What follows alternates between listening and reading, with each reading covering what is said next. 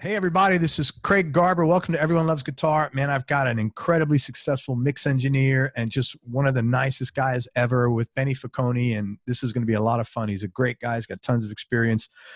Quick announcement, Mario Bifarali, our buddy from Godin, thank you so much for connecting us. And also make sure you go to everyonelovesguitar.com/subscribe. Subscribe to the show. If you're watching it on YouTube, hit the subscribe button and the bell. Right on. All righty. Benny Faccone, originally from Montreal. He attended Berkeley and he worked in their recording. There's a bit of a background here. He's done a lot of stuff, so bear with me. Worked in their recording studio and performance center, and he had the privilege of working with people like Chick Corea, Woody Herman Orchestra, Lou Rawls, Billy Paul, Me and Mrs. Jones. You know, when that song came out, I was like, what does that mean, Me and Mrs. Jones? But it was like, it's so popular, man. Like it blew up, didn't it? Yeah, no, that was a great song, and actually, I could still vision hearing him sing it at the Berkeley Performance Center. Just amazing. Yeah, great voice, super talented guy. And he also worked Weather Report, and he did live sound for all these folks. After his apprenticeship, he began teaching in the recording studio, and he graduated from Berkeley with a Bachelor of Music degree majoring in composition.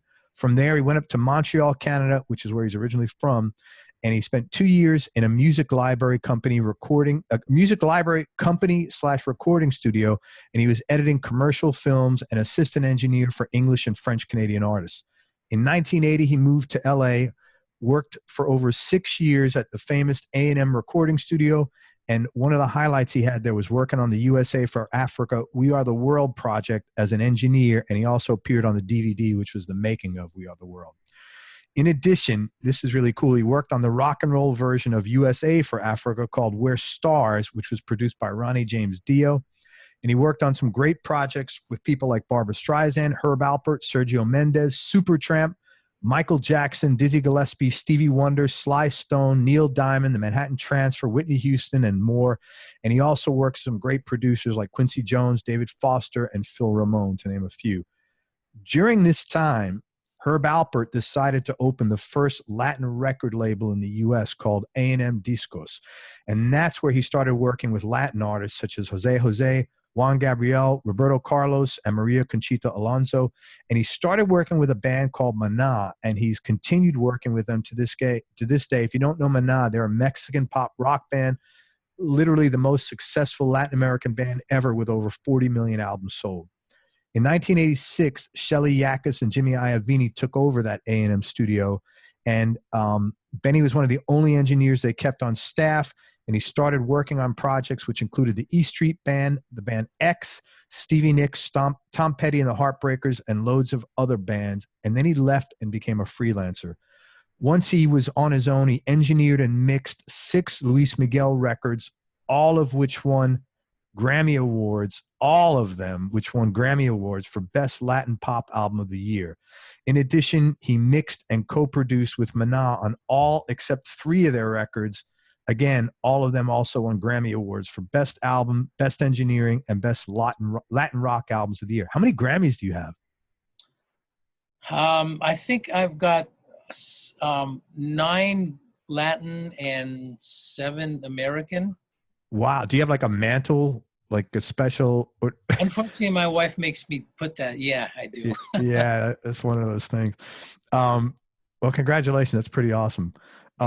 In his 21 years as a freelance engineer, mixer, and producer, he's worked on tons of Grammy-nominated and Grammy-winning records, including Ricky Martin's records, La Vida Loca and Vuelve, which were his biggest selling albums, Santana's Supernatural, and some of the biggest composers of all time in Latin America.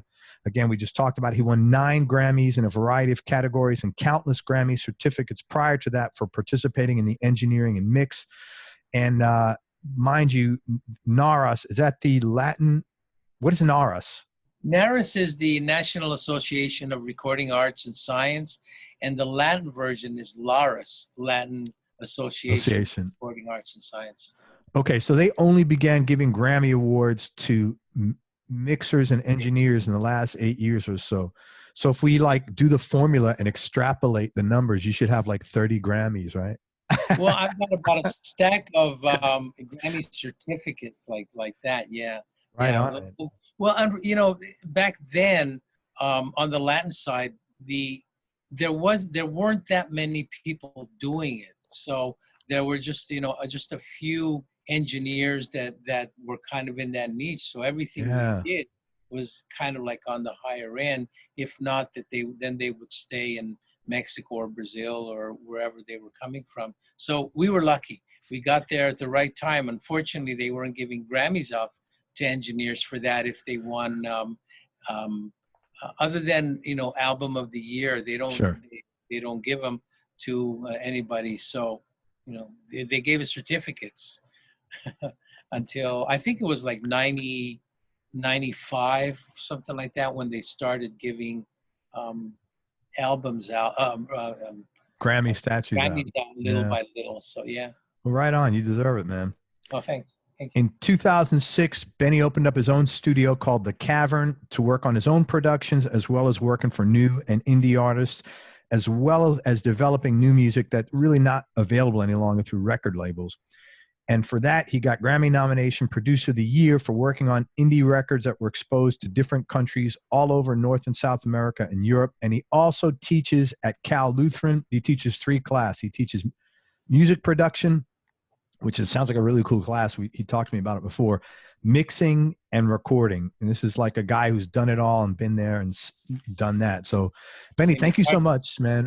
And he's got, if you're watching this on YouTube, this guy has like the best hair ever, man. He's like the silver fox. He's doing it to it, man. So thank you, man. I appreciate you coming on the show. Appreciate it. First, man, congratulations. You had just a really prolific and successful career. And I know you're not the kind of person that likes to talk about himself in any kind of bragging way. But if you had to speculate beyond the technical skills that you have, what do you think has helped you in all the success that you've achieved? 50% luck, being at the right place at the right time. And I don't know, mainly luck, being at the right place, but also, you know, when you are in the right place at the right time, you've got to put your money where your mouth is, I guess, and you've got to perform. So there were a lot of anxious moments where you think, I better figure out how to do this do it right. And then little by little, you know, learning more and more, and just always learning as I go along. Because on the Latin side, every record is different. On the American side, they kind of pigeonhole you into, well, if you're successful and you mix a lot of rock records, that's all they call you for. Or if you're an R&B guy or a hip hop guy. And the Latin side, you're all over the map. You know, if the same thing like that. Yeah. So they just say, hey, you're a good mix engineer, period. They don't say he's a good mix engineer for romantic Latin or hip hop or whatever. Interesting, man. Yeah, that's what I got to do. Like in Argentina, I'm known more for rock stuff. They say, oh, that guy can't do ballads because all he does is rock. And because there was a very famous song, Matador, by this really big rock band there that was like worldwide hit. So my name got out there as rock.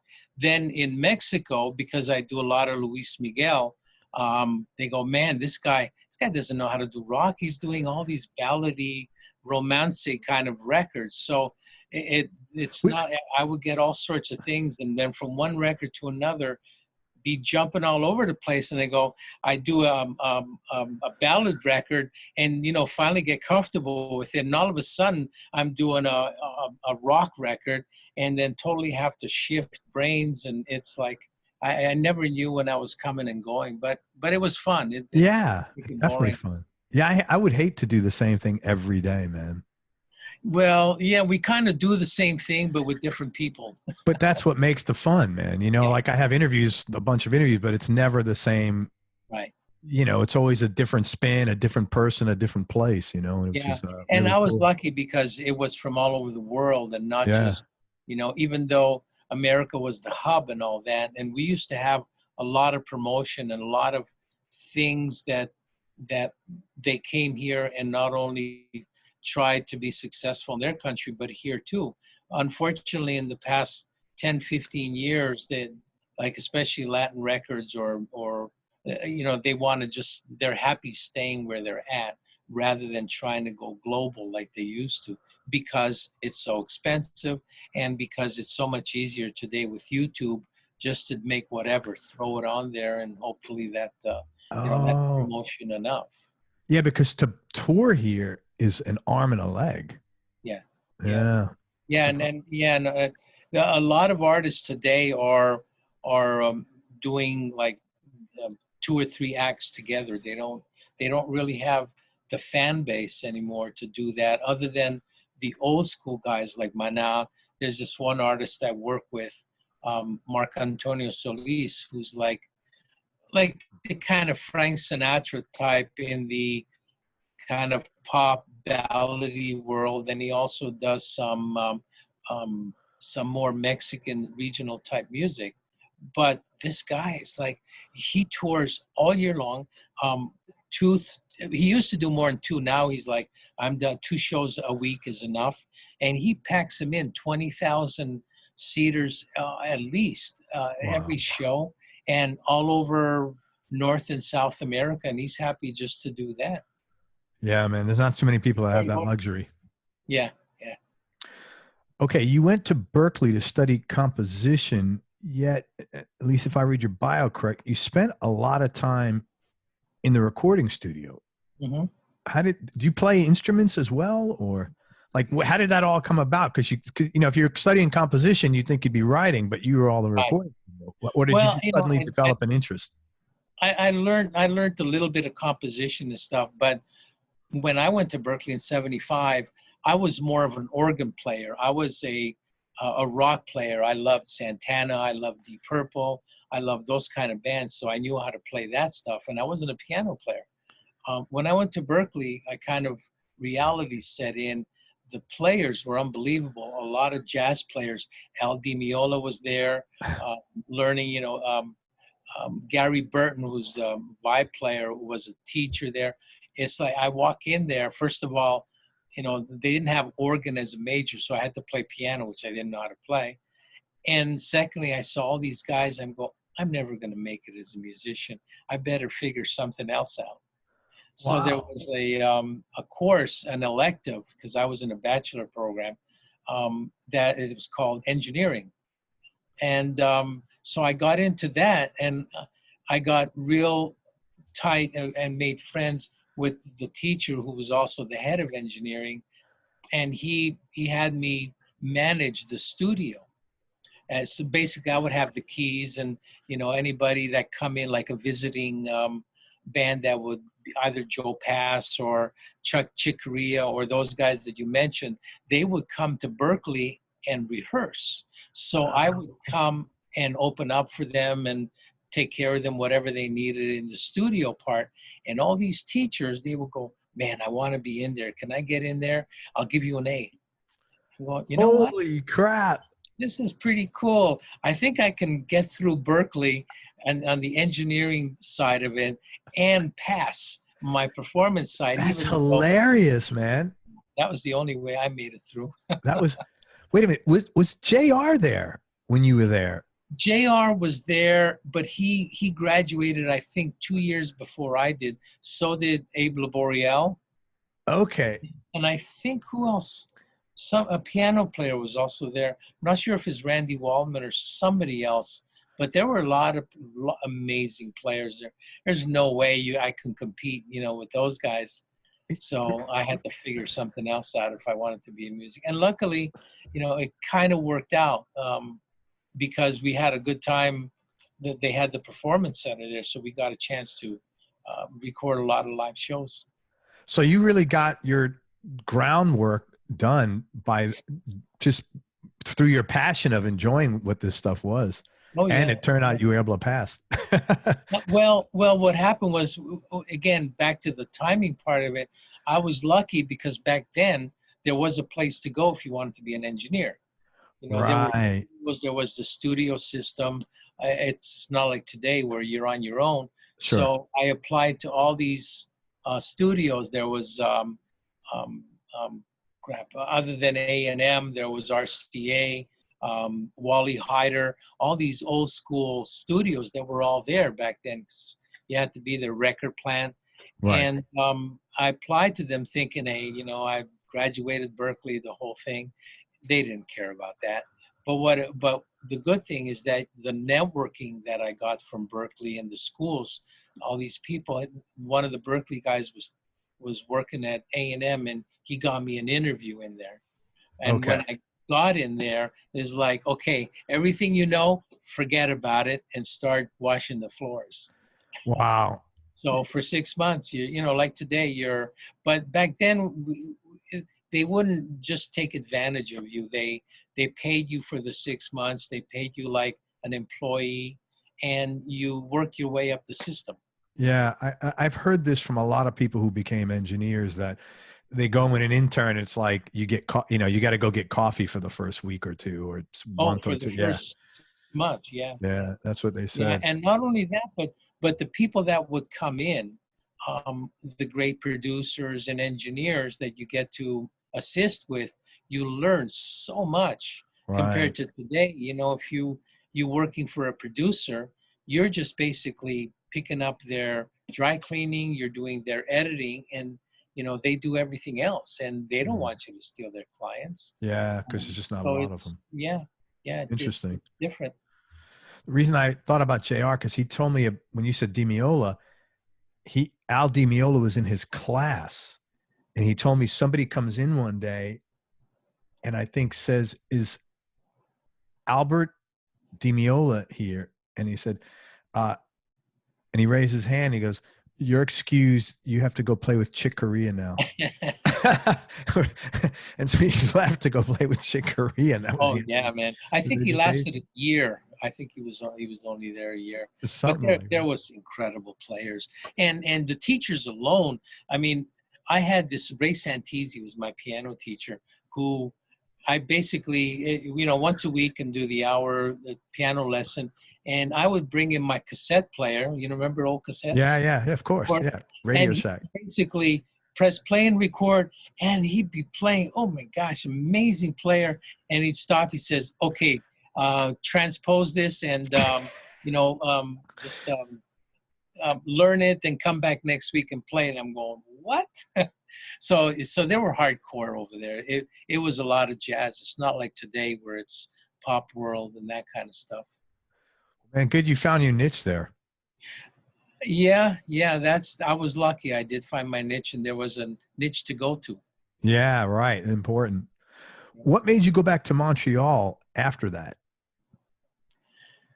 Well, that's funny, because I met my wife in Boston. She was going to a secretarial school, and back then Berkeley was, I think they had 2 females in the whole school.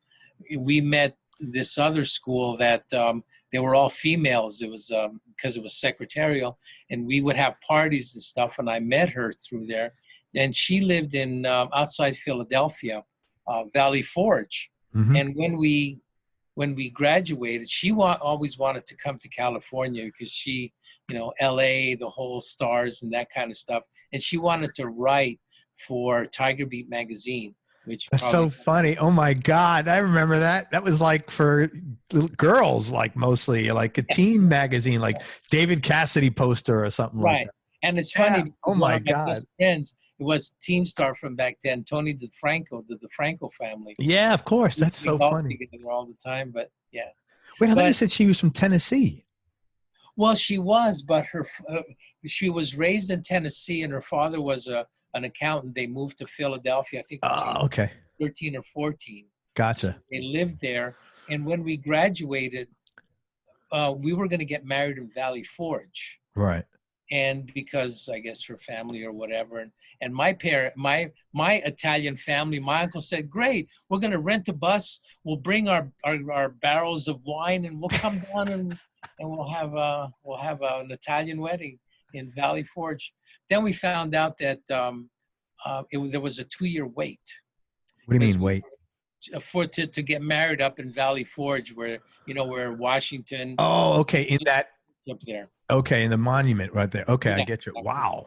So we rethought and said, you know what? Let's go to Montreal. We got married in Montreal and lived above my parents for 2 years and started working there. And my wife persuaded me to move to LA by kind of tricking me.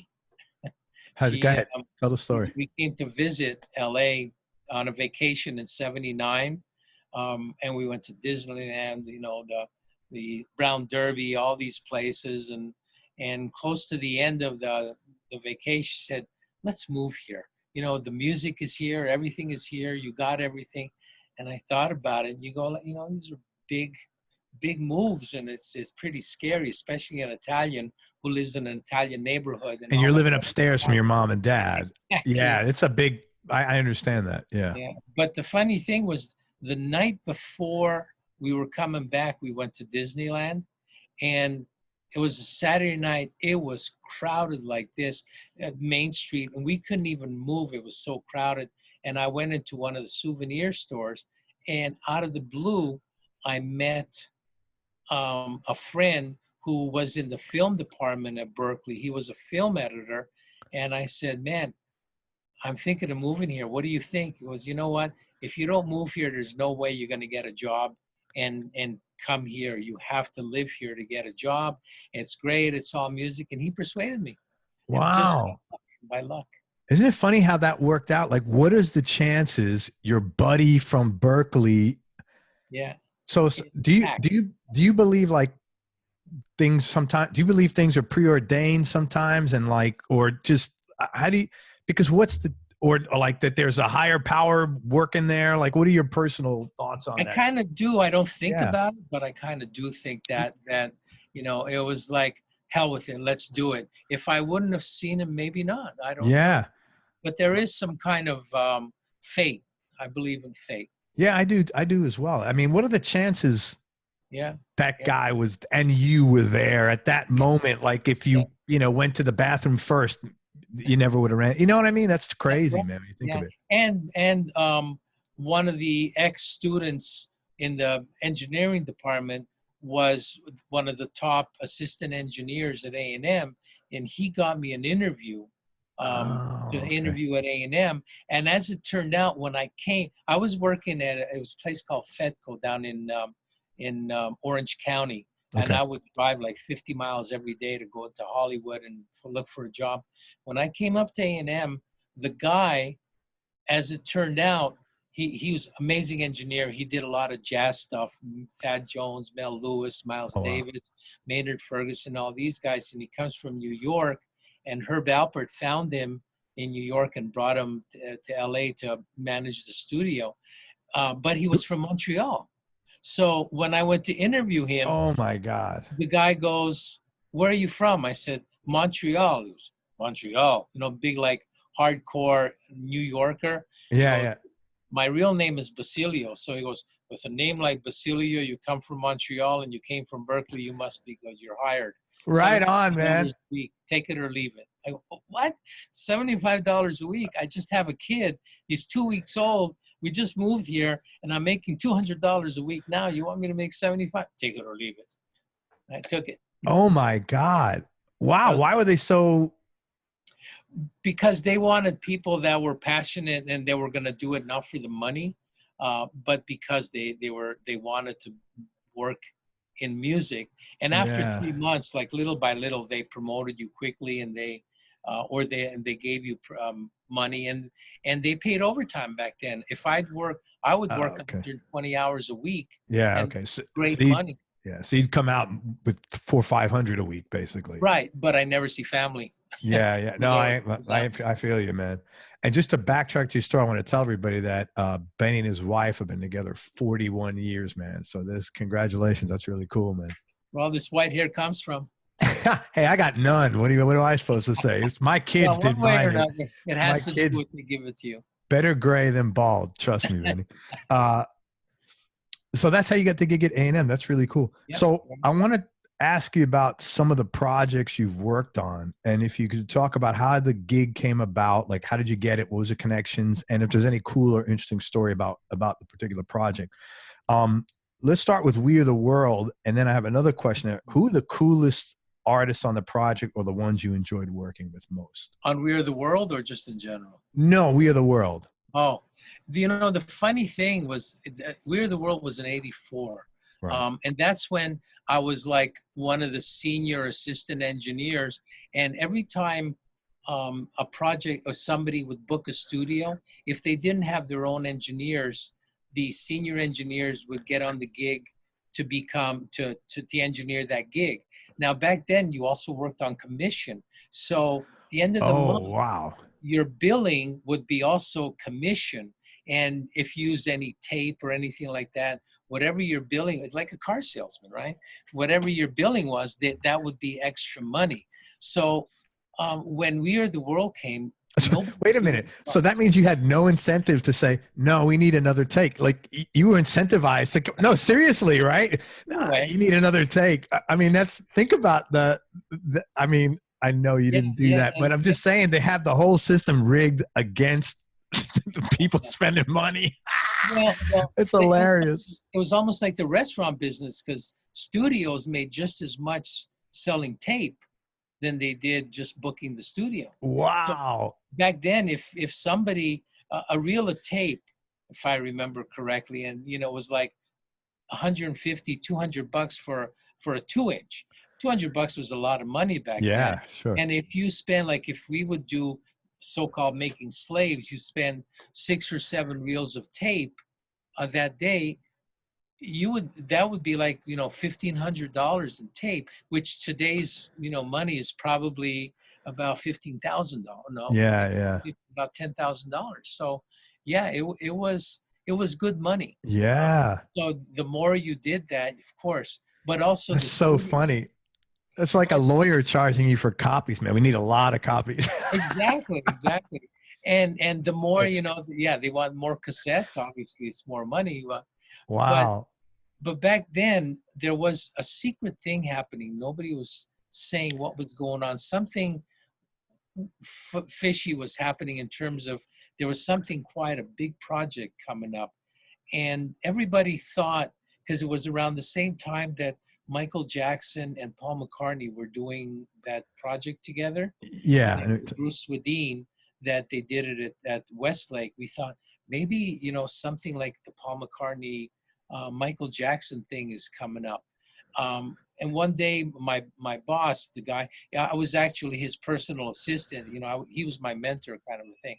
So he goes, in 2 weeks, you're working on this date. And oh, by the way, you're not getting paid because it's for charity. I go, what? I don't want to do that. I want to keep working. He goes, no, you're on that project and you're not getting paid. You're not getting paid? What kind of shit is that? Well, it's all contribution. Nobody was getting paid. Oh, God. But I didn't know that's what it was. I thought it was okay. some kind of project that I was just going to work for free for. Okay. So I didn't want to do it. Yeah, of course. Yeah, well, they don't tell you what it is. No, and it was so secretive that nobody knew what was going on.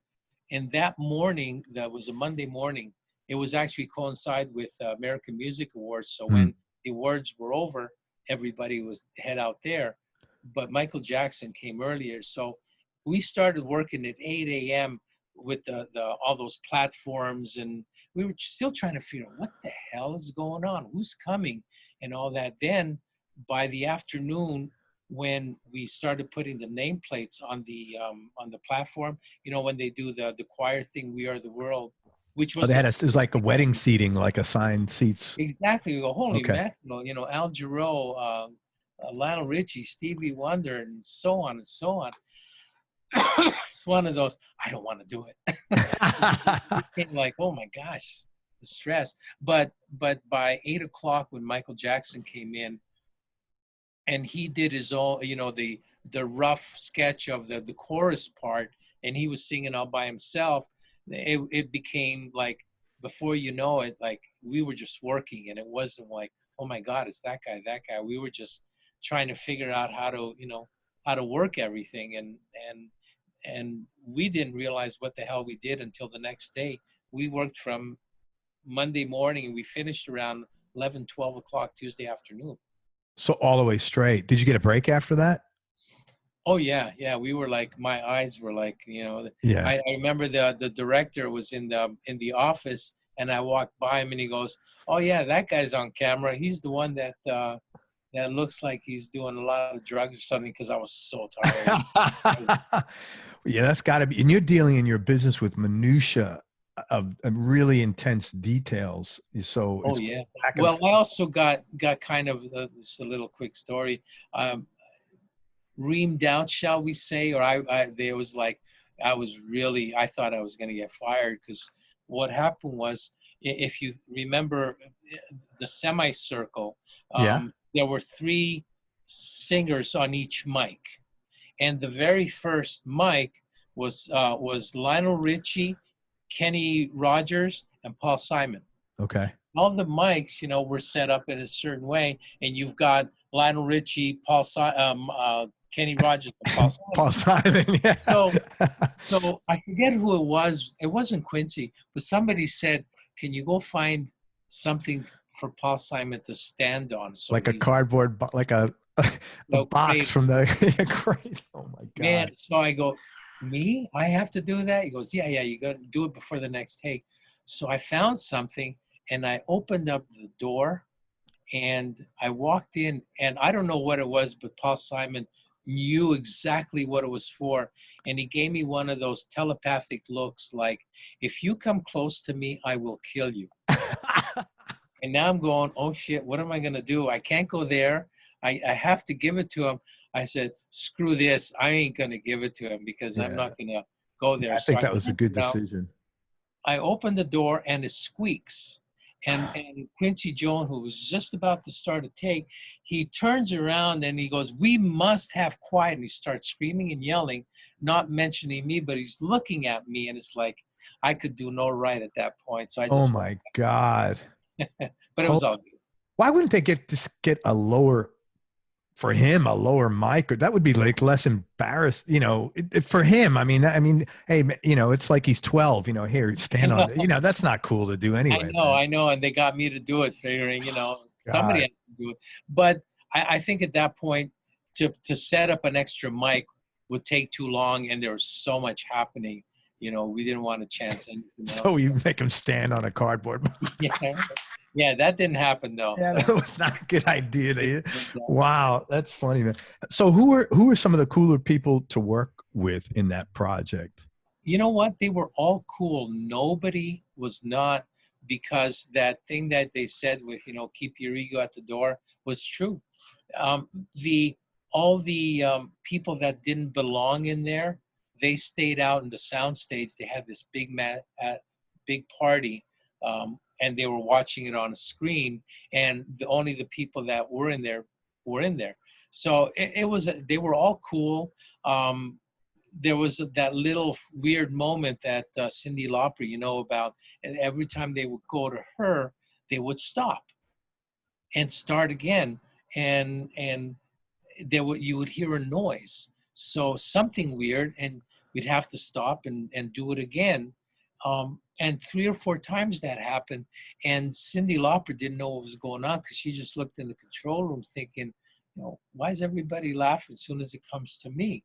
And she kind of goes out, "Mr. Engineer, is there something funny?" Or she said something about what's going on. So I think Ted Templeton or somebody was producing the vocals while Quincy was outside, said, "No, every time it comes to you, we hear a weird noise and we have to stop." And all it is. So they're trying to figure out what's going on. And every time she would come to the mic, you would hear noise. Finally, they kind of made her just do it on her own, and found out that her jewelry would shake. So she had to take Oh, all her jewelry off, and she was totally cool with it. So there wasn't any weirdness. In the morning, when it was all done and everybody was like, I got like freaked out. Diana Ross came up to me and said, "You think I still look okay?" And I'm going, "It's Diana Ross." Well, yeah, you better say yeah. That's like when your wife says, "Did I gain weight?" yeah, right. But No. my only thing that the regrets that you have sometimes Sure. is all these people. They gave us all USA for Africa shirts, and everybody was signing, and I was always afraid to go and ask people for autographs. Sure. But I said, I got to do it. my wife loves Kenny Loggins. So I had Oh, Kenny cool. Loggins, Bruce Springsteen, and I forget one other person. So I've got that, but I remember 2 or 3 people. They had everybody in there. They just went to all, and everybody was cool enough and signed it. So those sweaters are worth a fortune, probably. Yeah, man. How much can you get for yours? I don't know. Hey, I've got we're everything having in a the bag. Benny Faccone auction right now. Well, it's Submit turning your all bids. yellow because I don't wear it. It's like, Yeah, that's cool, man. So that was a nice event to participate in then. Oh, well, afterwards it was. Now it is. But Yeah, back then it was like, damn, I'm working my ass off and I'm not getting paid. for free. So you didn't even get your standard rate. Oh, no, nothing. Oh my And on top God. of that, I asked my accountant when I was doing my taxes, hey, I worked for free. Can I write that off? Yeah, I don't think so. So, It was, okay. Then you worked on a project with Ronnie James Dio. yeah. What was that like, man? What was, We're stars. All the ones, they kind of got, well, lack of a better word, bummed out that they sure. weren't invited to this. So Ronnie James Dio wrote a song called "We're Stars," and he got all the heavy metal guys, all of them, all you name it, Judas Priest, all these. I can't remember all the bands now, but they came in and did exactly the same thing, except they were crazy. I mean, they were all out of their minds, drunk or whatever, and it was a lot of fun. Right. But with a 16-bar solo, they had, I think, like 20 people do the solo, and they picked little pieces from it. But Neil Sean, Ingwe, Malmsteen. Malmsteen, amazing. I mean, these guys, even though it's heavy metal, they were amazing players. Did you get paid for that one? I did. Oh, thank I think God, man. yeah, I did. You know what I learned from that one? Jack Daniels and Coke. What about it? Kept you going? Well, no, that's what everybody drank. So I That's learned what everybody that. drank.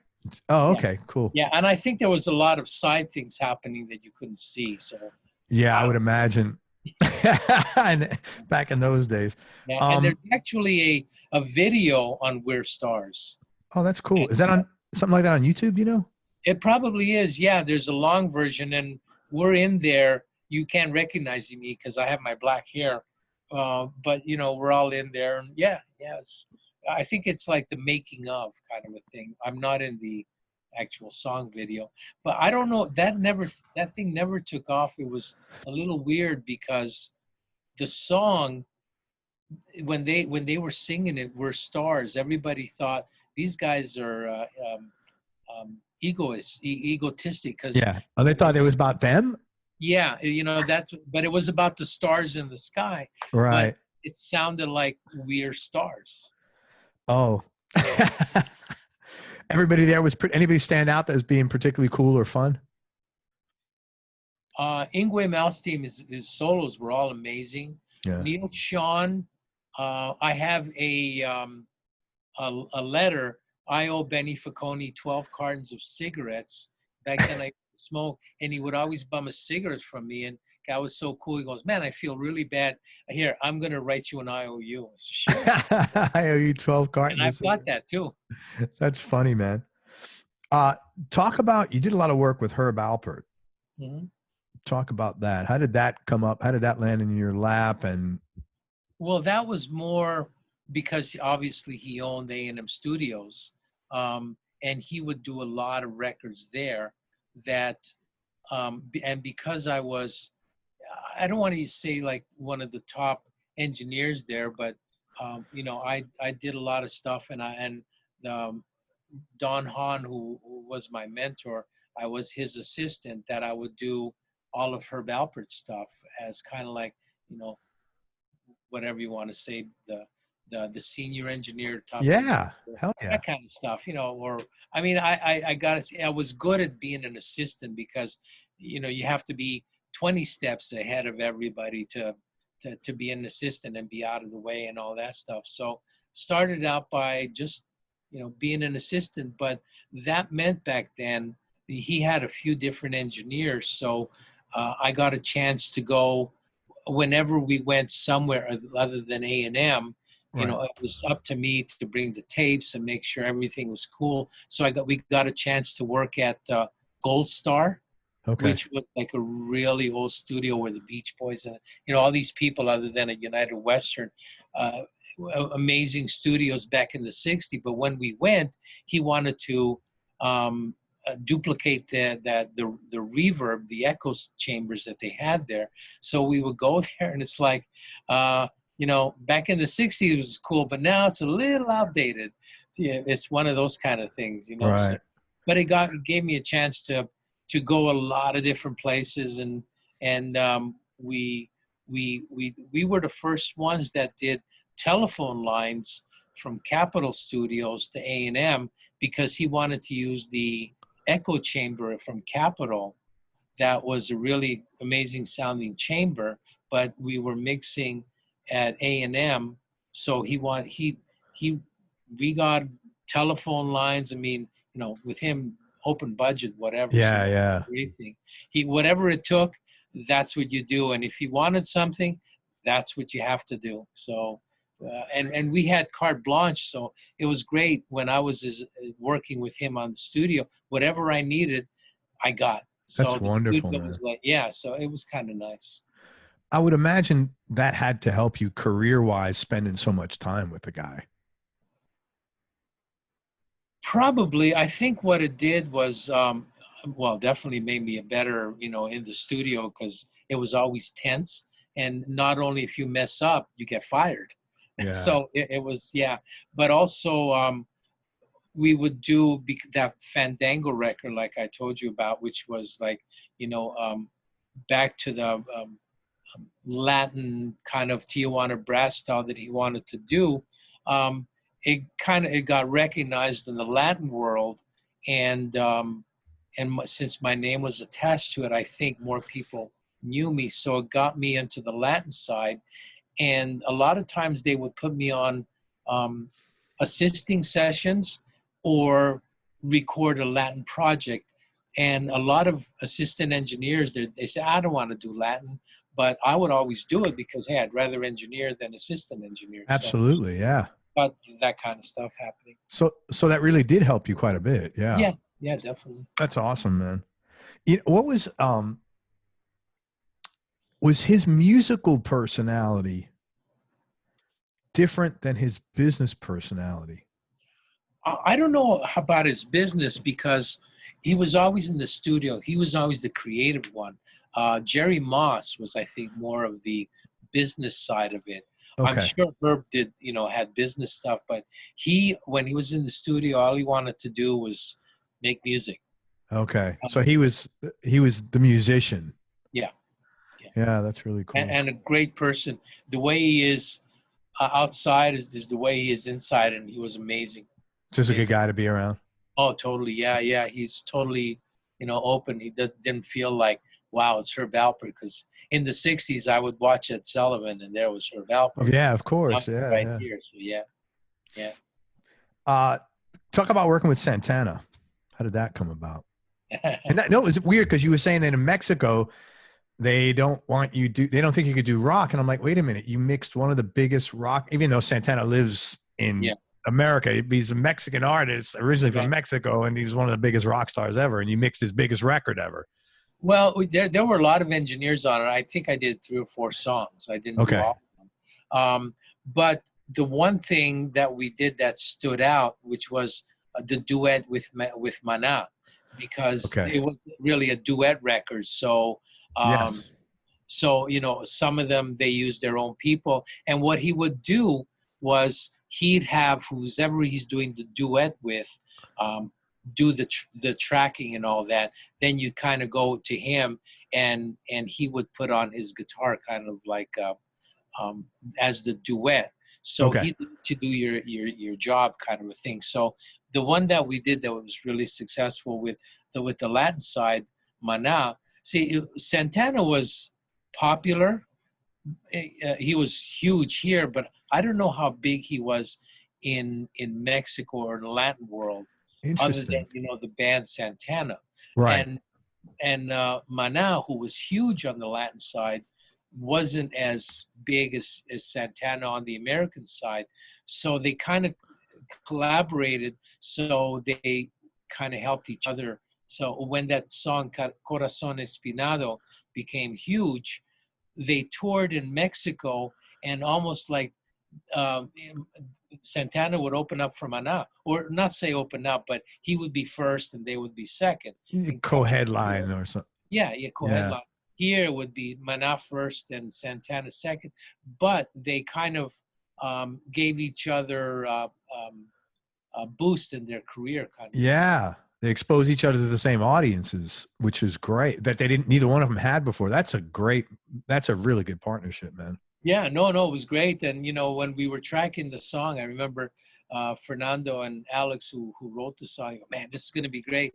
And I'm listening to it. I'm going, just another song. Because you never know what's going to be a hit or whatever. You just do it and hope for the best, kind of a thing. You never knew, like when we did Romance, it was going to be a huge hit. Right. But when we did the song and tracked it, and we went up to the power station, or I think it was power station in San Francisco, or what it was another name, but it was one of these big old school studios. Like I think it was maybe does power stations in New York. It was in New York, yeah. Yeah. Crap. Maybe starts with an F or something. I can't think of the name, but it was just when Pro Tools was coming out, right? So I didn't know much about Pro Tools, and when we went, we had a Pro Tools session, and usually, the engineer, you have an assistant to take care of the Pro Tools, but we got there and there was no assistant. It was me and the band's assistant, who does a lot of like the demos for the band and road manager kind of stuff. And all of a sudden, it was like, okay, we had to man the Pro Tools, and we were both going, I'm not going to do it. No, I'm not going to do it. You do it. Because I didn't even know how to create a new track on Pro Tools, let alone drive it.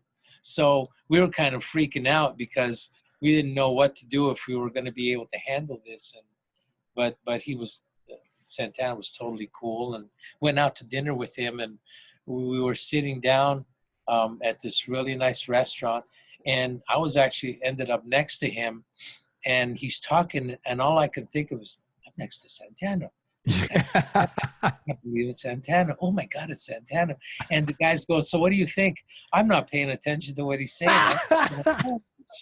Because I grew up with Evil Waves, all Woodstock. That. Yeah. Yeah, he was like my idol. Yeah. What a sound that guy has gotten, man. Over the years. Yeah, you know what though? But I still love his old sound with his SG. I do too.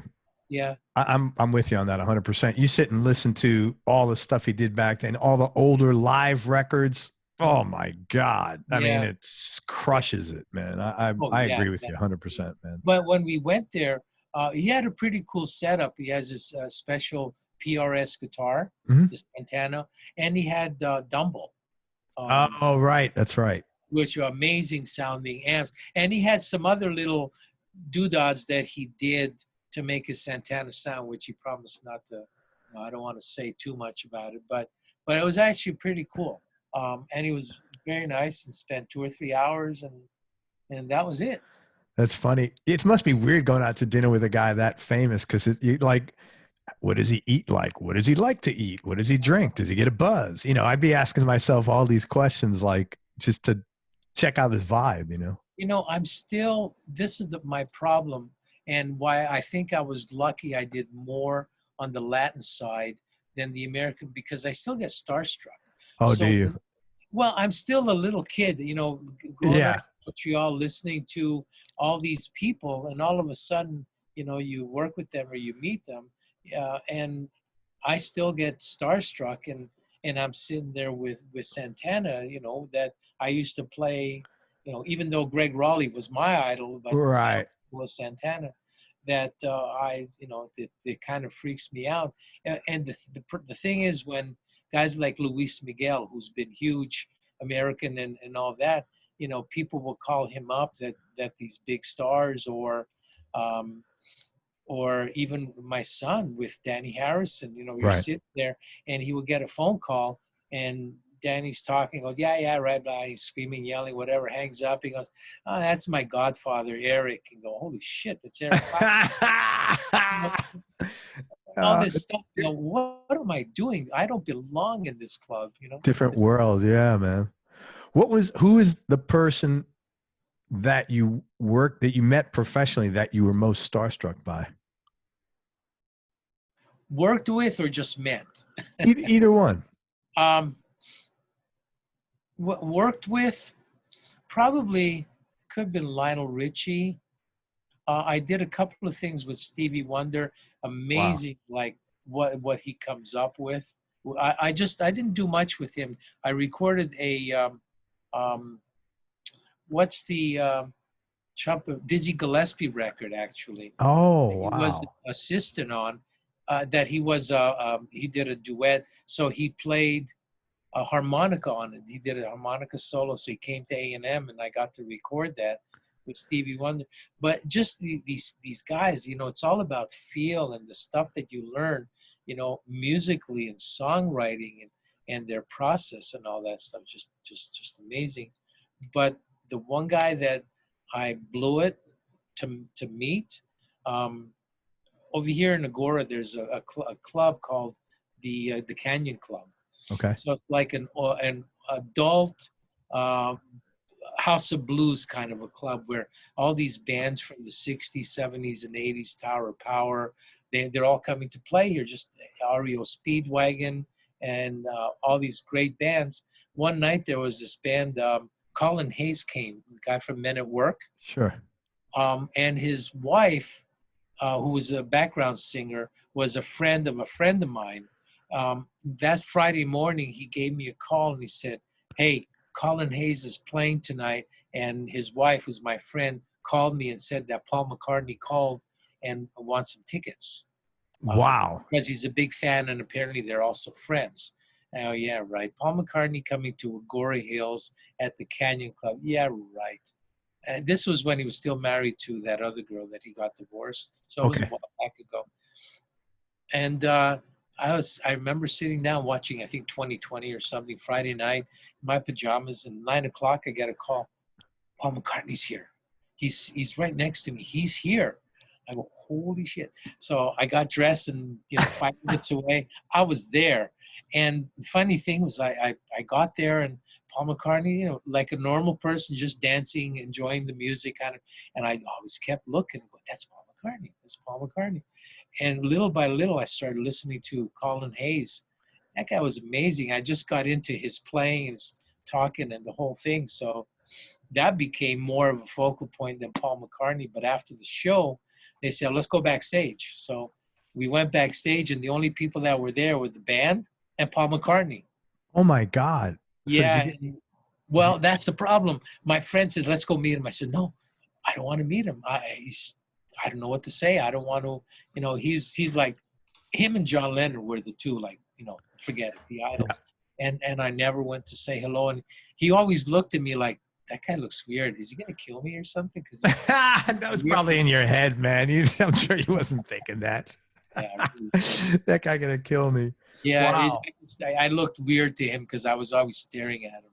I'm sure he was really used to that, man. He had to be. It was in my head. You're right. Anybody else that you want to talk about that you work with where it's just a cool vibe or a cool memory? Well, another time I was actually working with somebody I didn't know who it was. This guy came in, Teddy Pendergrass, who was amazing, with back in the R&B. But after his accident and he was in a wheelchair, he was doing his comeback record. And he said, he came in, he said, this 16-year-old girl's coming in that we found. This girl is amazing. I have to have her on my record. And she came in, and it was a 16-year-old Whitney Houston. Oh, my God. Yeah, it was what I didn't know. And it's like, whoever that is, we didn't know. And she started singing. It was like, whoa, just people that just, when they sing, it's just amazing sometimes. But just a lot of those kind of experiences when you work in studios or you're always in a studio, you're always around that kind of a thing. compared to today when we're so isolated and do stuff on our own. I was Yeah. working at A&M in Studio A, I forget what artist, and the next door was in Studio C. Pete Townsend was doing a guitar solo for something else. I'm like, man, I got to go look for him. I got to see him. So all this stuff that happens that, you know, they're there because that's where everybody worked, in the studio. They didn't work at home. Yeah. Yeah, man, how things have changed. Yeah, yeah. When you first left to go freelance, what prompted you to do that, and were you a little apprehensive? Because that's a big move. Yeah, but I was getting a lot of clients, and I was doing a lot that they would come to A&M to work with. Just to come to work with you. I would like to think so. You never No, know. that's okay to say that. Yeah, yeah. Well, yes, yeah, kind Yeah. of. But, you know, I was still getting just a salary. And at a certain point, it's time to kind of, you know, fly your wings and not Yeah. work. Because you're still at A&M, you're an assistant engineer. You're not really an engineer. You're an engineer only when you bring in your own clients. Oh, okay. So you're doing engineer work, but you're called an assistant engineer because it's not. I didn't know that. Thank you. I never knew that. Yeah, Okay. yeah. Unless you bring in, even now, people that, you know, if you're at Ocean Way or those places, if you're an assistant engineer, but obviously you know, they're just as good as some engineers that come in there. Sure. But if they want to, if they don't come with an engineer, then you're the engineer. Okay. I totally get that. Thank you. I didn't know that. Right. So you were basically, Pete, you were starting to get a following, and you said, hey man, let me do this on my own. I'll be more lucrative and I could do my own thing wherever I want. Well, I don't think that way I'll be more lucrative, but it was time, you know, to leave that job and you kind of fly on your own. And the guy I was working with, the two people I was working with, this guy Casey Porter, who was a really good arranger, and he was becoming more and more popular. Back then, in the 80s, especially in the Latin music, just like it was in the American music in the early days, the important person on a session was an arranger. It wasn't the producer, and it even wasn't the artist per se. It was the arranger, because they were the ones that put the songs together and they made the song. So the producer was really more of a coordinator, where he coordinated the whole recording sessions and the process and the budgets and the whole thing, and everything was obviously geared toward the artist. But the arranger was so important. He was the one that really, you know, took control of the studio and the musicians, because he knew how to read the charts more than anybody else. Okay, so you were working with this arranger who was doing really well. Right, and that guy Jose Quintana, who was the producer, that he was getting recognized too, because he was working with a lot of with Herb Alpert and all this stuff, so he was getting a name. So we were kind of like the three of us. We went out and started doing stuff, and the arranger became a lot more popular. And he literally in the late 80s, early 90s became the #1 Latin producer, and I was working with him all the time. So you would, each time you'd get a job, either one of you, you'd bring the other guys in. Right. It would be like a so teamwork, even though it was, yeah, you know, name or whatever. Yeah. So you're each working for yourself, but you basically had an unwritten agreement that, hey, we'll bring each other in. We're all going out, stepping on our own, and we'll bring each other in whenever we can. But, you know, back then it was almost a given that was the case, because anytime David Foster used to work, it was always with Alberto Gatica. Anytime Quincy Jones worked, it was always with Bruce Swedien. There was a team that, you know, you respected what that person did, and he respected what you did. So you're able to work, and you know, he knew what you wanted and you knew what he wanted. So it was teamwork. Yeah. With us, so it was more teamwork, and he would always ask my opinion on certain things, and so it was, even though he was producer, it was producer engineer. Shelly Yakis with Jimmy Iovine. Right, same thing. So there were always teams, and that's what made actually a record really good, because it was always a collaboration. Right, right. Yeah. Quincy Jones worked a lot with Ted Templeton. I can never pronounce Templeman, I think, right? Templeman, Yeah. where songwriting and this other guy Ted, who would do all his vocal arrangements. So there was a lot of collaboration. Obviously, the producer was the boss, but Yeah. it was like a film. With a director, cinematographer, you need those kind of people to get the job done, as opposed to today, the producer is the engineer, is the artist. Yeah. How did you get hooked up with Luis Miguel? That's another Latin story. That basically, because I was working at A&M, and a lot of Latin people used to come into A&M, that boy, doing a lot of talking. Dude, that water looks so good when you drank it, man. Do you remember the Galloping Gourmet? Yeah, hey, You remember that guy? When he used to like eat something, I'd be like, I didn't even like any of the shit he was making, but just watching him, it was like that when you drank that water. I was like, God, that looks like the best water on earth. The way you drank it, it was like, you could tell it was massaging. Yeah, it was like every little cell in your throat was getting massaged. Luis Miguel, yeah. He was 16 when he came to A&M. And because we started the Latin label, and I worked a lot with actually that picture that I showed you with JR and Juan Carlos. Juan Carlos, they wanted him to produce the very first Luis Miguel record. Okay. The one that was done, there was a previous Luis Miguel record that was done when he was 14, produced by his father. That's crazy, isn't it? Yeah, yeah. And 14. He was like a child star or whatever in Mexico, but they wanted a professional to produce it, so the father was always pissed that he wasn't able to do it. So because I worked, he's another producer that whenever he got a project, I would work with him all the time. Okay. Juan Carlos, another story in itself. This guy was amazing. He dated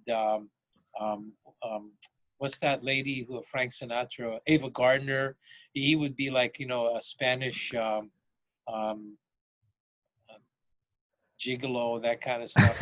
What was his last name? Juan Carlos Calderon, right? And he's the guy who wrote RS2. He wrote RS2. He wrote all the big Juan Luis Miguel hits, L'Incondicional, which was a huge hit for that's another story how he wrote it, but I'll tell you that after. That record, L'Incondicional, made Luis Miguel the superstar. That record, before the Romance record, it was called, I think, 20 Años. No, then there was one before that. I don't remember what it was. But anyway, with Juan Carlos, when he came, he was doing Luis Miguel, and obviously I was his engineer, so we did it. But there was a lot of stress with it because the father would come at night.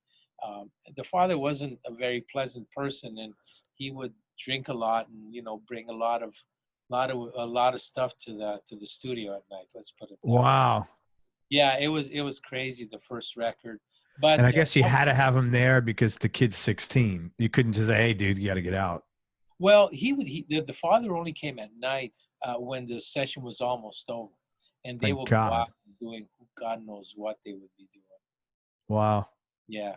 So that's too bad, man. That's kind of how I met with him, and the record was successful, and then the next one was bigger, and then the third one was huge, and the fourth one was crazy. So, and what happens is when these artists get really, really huge, their entourage becomes very, very close, and they're afraid of anybody that's a friend of the artist, because they don't want anybody being close to the artist other than them. So it became very toxic, and holy the crap. last record we did together was like I couldn't take it anymore, and it was nuts. And I even said one night as a joking, but I wasn't joking, that's, man, if you weren't such a big star, I tell you to go fuck yourself. Oh, you said that to Luis Miguel? Yeah, and that was the last time I worked with him. Yeah, you probably weren't surprised in retrospect. No, I wasn't. But I would imagine. Your temperament is pretty mellow. So you really, and I would imagine you've probably always been like that. Yeah, but you know, when you're working and under stress and the pressure, I would put pressure on myself because I'm a perfectionist. And Latin records, it's not like doing an American one. It's almost like, you know, just a lower level. So they settled for a lot of things that on the American side they wouldn't settle for. So I was more on the American side record. So I was considered a pain in the ass because Because you're basically what your personal standards of what should be done was right.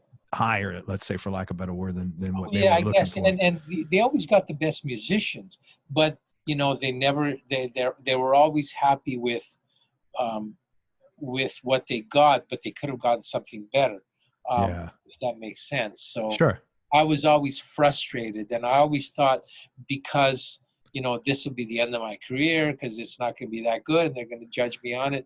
It's one of those, you know, I would just put a lot of anxiety and stress on myself. Sure, sure. And thinking back is like, why did I ever think that? Because nobody ever gave a shit. Nobody. Yeah, you Yeah. know, yeah. You know, the difference between I used to be this way, man. I would put so much pressure on myself. Like perfect was my standard. Yeah. And that is such a waste of energy because Yeah. nobody knows the difference between 95% and 100% or Right. even 90% and 100%. Yeah. And Yeah. when I you always have that, get. Sorry. yeah, no, when you have that kind of work ethic, what you think is 90% anyway is Yeah. probably 100% for the rest Totally. of the world. Yeah. Yeah. And it's a Yeah. tough game to I get would caught up spend in. 2 days mixing when they're going. What's going on? You know, people would spend 4 hours on Latin records mixing, and I Yeah. still to this day every single song that I hear whoever it is, Luis Miguel. I remember every note. I remember every lick. I remember exactly everything because it was one of those. I memorized everything. It Yeah. was crazy. Yeah. That's tough, man. Yeah. Um, all right. Tell me the top three experiences you've had musically. Just knee jerk reaction. Well, I guess We Are the World has to be one without knowing that it was. Uh, Hey, man, don't say that too loud. People will call you up and say, hey, man, this is going to be the best experience of your life. You're not going to get paid. And I know you're used to that. yeah, I think those days are over now, though. The other one I probably was Barbra Streisand when we did um, the Broadway album, because when she was singing, it was intense in there, and it wasn't, you know, the singing was all about performance. It wasn't about pitch or, you know, shifting or punching in. It was about a live performance. Right. And in the room was Phil Ramone, um, Alan and Marilyn Bergman, who were the top songwriters. You know, they wrote his huge hits. Stephen Sondheim was in there, who was one of the biggest, Wow. Broadway music Composers. Yeah. writers. And Peter, I forget his last name, he was co-producing the record. So it was one of those, man, you had to be on your game, no mistakes. And back in the old days, it was punching. It wasn't Pro Tools where you can punch 2 bars before and then just shift it. And you know, with this, her her breath was part of her phrase. Yeah. So if you were punching in, you cannot punch in the middle of a breath because then you'd hear almost like a hiccup. Yes. So and if she wants to take it back to this line in the verse, you had to know, like, my numbers, every single word was numbered on the tape counter. You would go to that spot, Oh you my know, God. and everything had to be perfect. Wow. It was a tough, but the learning experience that you don't make a mistake. Yeah. So that was interesting. And what else? We Are the World, working with Barbara. And what would be number three? Probably my first record, Which was? which was actually, it was a Latin record that I did the whole recording and mixed the whole thing. We tracked it with the JR, Neil Steubenhouse, Paul Jackson, and the songs were great. And we did it almost like an American way where everything was really cool. It was about the groove. It Right. was about musical. And Casey, who I told you about, was co-producing with Jose. So he was like me. We took the time to do it right. So I learned a lot. Unfortunately, that record was amazing players. The feel of the mixes, everything were fine, but it was a learning experience because it was 1983 or something like that. So there's a lot of reverb on it. Uh, So looking back, going, oh man, but the feel of it, and I got I got a nice compliment from Herb. He said he heard it because it was an AM record. He goes, record really has good feel, meaning the mixes were good. It yeah. probably weren't what he likes because of that reverb, which I didn't know I did at the time, but it was my first real professional mix. And That's then when I nice, heard man. it on the radio, I go, wow, it's on the radio. Oh, God, that's cool. yeah. That's cool, And man. that's when you learn even more. I can't tell you how many people, when I speak to them, give me your top 3 musical experiences. The recall is the first record they did, the first stage performance they did, the first, when their high school band broke it. There's always like a big chunk of nostalgia that sort of helps validate your decision to do what you did in a sense. That always has a good memory for people. Yeah. But I don't know if I was meant to be in this business because now it's a little less stressful because you're working at home. You can have a little more time. But I was so stressed out and anxiety ridden in those days because you booked a studio that was $1,800 a day. Yeah. And when they expect you to do things quick. Right. They expect you to mix a song at the most in one day, and everything's quick. And being the kind of perfectionist and taking my time, it was always like, damn, I never do anything good enough in one day, and that's all you have. So I'm always stressed out. I would get sick at the end of the record because I would Oh, that's too get bad. anxieties and stress out because you want to make a great record. When I go, man, when they hear this is the end of my career. That's it. It's over. And it becomes a hit and you go, what was I thinking? Yeah. And then next record, you do the same thing. So, but if you're like that, you'd have been like that in anything you do. It's not like, if you were an accountant, you would have said, okay, man, let me kind of like, when I'm adding my numbers, let me skip a few, Well, that's true. That's either your temperament or not. Yeah. But in music, you can never please everybody. And as a perfectionist, That's you true. try and please everybody. When we did that Luis Miguel record, that was the biggest land-selling record. It's funny because I had a meeting with the Sony guy who wanted me to do an album with one of his artists. And he would sit there and he'd go, man, I love the record, but why did you mix the strings so high? I don't know. And then if I had a meeting with a Warner Brothers person, from whatever, man, you should have made the strings higher because they were just too low in the mix. So I'm stressing out either way, going shit, Yeah. So I get those stresses, and I'm always panicking that somebody wouldn't like what I do. Right. I understand that. I totally get that. But you can't make it. I mean, you can't make your own wife happy 24/7, I mean, seriously, I always think of that. Like, so okay, whatever. Well, you know what? After 36 years, even though I've been married 41, I learned how to make your wife happy. How's that? You say yes, yes, dear. Yeah, my wife says to me, I've been trying to get him to say that. We're still waiting. So I'll tell her we're at 27. I say, babe, you got 9 years left. 36 is the magic number. I have another memorable moment. I just want to tell you, we were mixing a Maná record, and it was a live MTV. Oh, cool. And I did the first, after Eric Clapton did his Everything Like Everybody Wanted to do a MTV Unplugged. Unplugged, so, yeah. We did it, and I was actually very successful. So we were mixing it at Conway. After we mixed the TV version and then the stereo mix, we did the 5.1 version.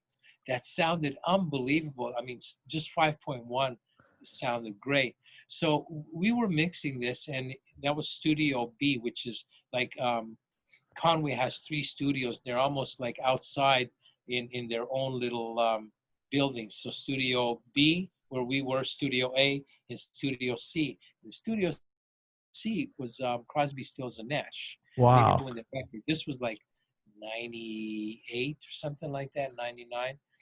So the drummer of Mana, he was like, oh, I got to meet these guys. So he went, and he for somehow met Stephen Stills and said, hey, come and listen to what we're doing.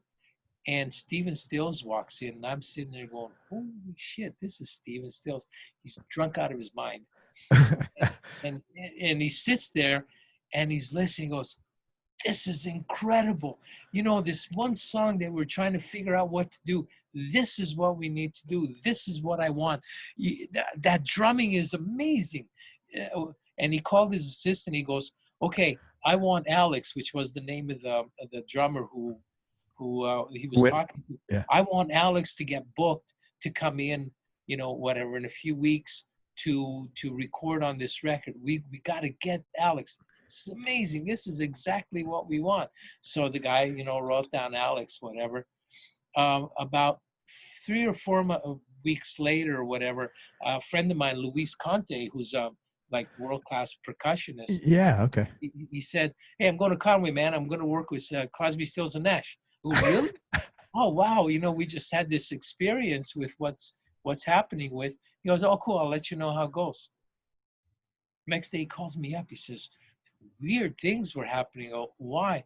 He goes, because, and he told me the story. He said, you know, he knew that I told him the story about Alex and the whole thing. But what happened was, and Alex lives in Miami. Okay. Now there's a real good studio musician that lives out here. Alex. Oh my God. What's his last name? Percussionist, amazing, great percussionist. I can't remember his name. And sometimes he drums. As it turned out, he was doing a session in Miami at the time. So the assistant thought he was talking about Alex. Oh man. Alex, the guy from LA, and not the guy from Mana. His face. Yeah. So he booked him and had him come back here. And it's just like, it just got all turned around. So when Alex, it's not Padilla, Alex off, remember his name. Alex does a lot of great records. He was in the studio. Stephen Stills walked in. He goes, who's that? That's not Alex. so they were like weird, just one of those weird sessions that. Oh my God. That's wild. Yeah. Hey, what kind of work did your parents do? Oh, we're immigrants. Right. I was born in Italy. Okay.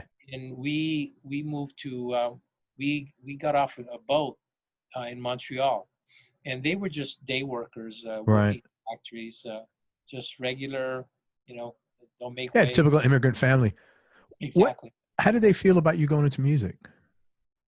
Well, I had to persuade them to send me to Berkeley because Berkeley at the time was $5,000 a year for dorm and school. And they were like, you know, we don't have that kind of money, but somehow they got it and I got to go there. So they were supportive. That's really cool. Really cool. The great thing was when I was able to, when I was working with Herb at A&M, when they came to visit, I brought him to the studio a couple of times. And one time Herb was actually there, and Herb being the nice guy that he was, I introduced my parents to Herb. And my parents, you know, coming from, you know, they were sheep herders back in the old country. Sure. They would watch Ed Sullivan show in the 60s. Now they're seeing Herb Alpert. That was a treat. They must have been so proud of you at that point. Well, they never said because they're immigrants. But yeah, I think. No, I'm sure your old man, I'm sure they were both feeling great. Yeah, that's really a nice story, man. Yeah. Thank you. Benny, tell me any low points or dark periods you had in life and how'd you get through them? Oh, man. Low points probably, unfortunately, had to do with drugs, unfortunately, because that was part of the 80s. Sure. And sometimes just to get through a record and the amount of hours that were put in, you had no choice. Right. That was a big regret because I didn't get a chance to really enjoy stuff. And a few times, you know, it became really, really tough. Right. We're working so many hours and not sleeping. One night they had to send me home because I was hallucinating. I was so tired. Oh my God. And that was a Luis Miguel record too. You know, I can understand you get like being sick of. Yeah. That's a lot of shit to deal with. And also, you know, a couple of times when a band that I was working with a lot that were successful after maybe 4 or 5 records decided to do something different with somebody else, that kind of felt like a blow, kind of like, oh man, you know, that kind of stuff. But it's part of the business. It just it hits the ego kind of a thing. So you feel a little stung if you've like worked, if you've been part of their team. Yeah. You know, it's like being a professional athlete. You know, we get to the Super Bowl or we get to the NBA Finals, and you trade me. I'm like, what? Yeah, right. I totally get that, man. Especially like, you know, with the work ethic you have, usually it goes along with that as a sense of loyalty. Exactly, and that's going back to, you know, why did I ever care? Because, you know, I spent so much time carrying that. And just a quick story on that with Luis Miguel. The records that we were doing, you know, I would just ask for my fee. It was hourly, no big deal. It wasn't like, you know, thousands of dollars a day or anything like that. It was just regular. But even if it was, you earned it. Doesn't matter what the number was. You asked for what you got paid what you earned. Yeah, which is exactly. fair. And, right. And when we did Romance, it was huge. Literally, it sold 30 million records at least, and probably more now. But and the arranger who became, they gave him credit like a kind of like a co-producer, and they gave him a point. The guy was like showing off. You know, 6 months later, he got a check for $200,000 just from one point, a royalty from the record. That's how much money they were making, right? And I was going, damn, I missed out, but whatever. It's an engineer. You don't, you know.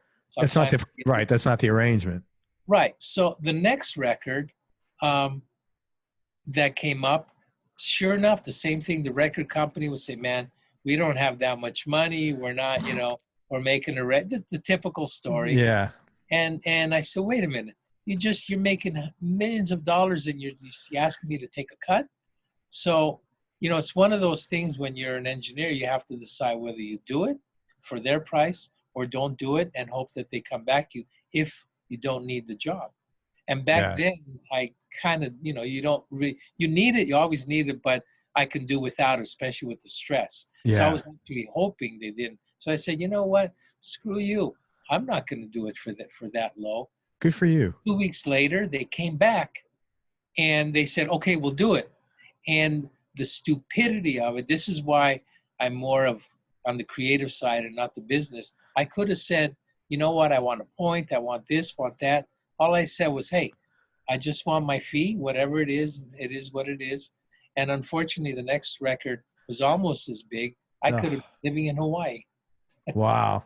That's amazing. Yeah, I hate when people do that. I've been in sales 30 or something, a little over 30 years, man. So I always like listen, and I hear stuff like that all the time. You know, this thing is great. We just sold, you know, $2 million of it. And then if they want to hire me to do some marketing for them, they'll, well, I said, okay, repeat. I just want you to say out loud what you told me a few minutes ago. And I just allow and I don't say anything after that. Yeah. And then like, they kind of like let them absorb their own stupidity. Yeah. Hey man, we're killing it. I can't afford to pay you. Now say that again. Well, that's I always laugh because whenever they say, man, we're broke and it's like, okay, so if it sells a lot, are you going to give me a lot of money at the end of this? Well, we don't know what's going to happen at the end. I had this one artist, a big Latin artist. He passed away just a few years ago, and he had quite a few hits that we did.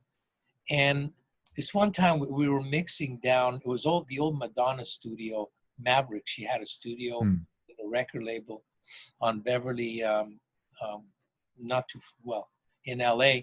And the guy would come in And he goes, man, you're taking a long time mixing. You're costing me a lot of money. Why are you so expensive, right? And he goes, I'll come back. So it was close to sunset where all these expensive stores were.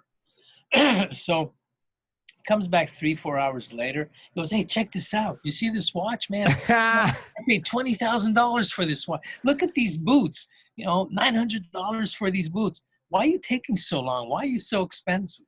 So I was like, give me a break. Yeah, man, I can't stand anybody. It's always irritating when people show off stuff they have with money, because what is anybody could buy anything with a credit card now? I mean, yeah, I mean, seriously, like, you know, I mean, like, okay, great, that's nice. Yeah.